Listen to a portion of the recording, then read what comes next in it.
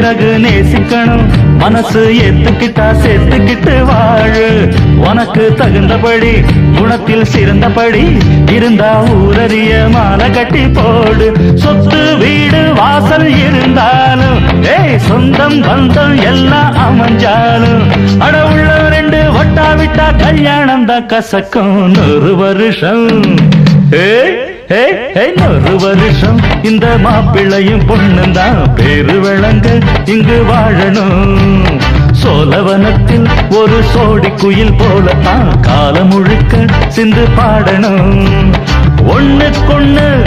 பக்கத்தில பொண்ணு புள்ள நிக்கையில கண்ணு படும் மொத்தத்தில கட்டழக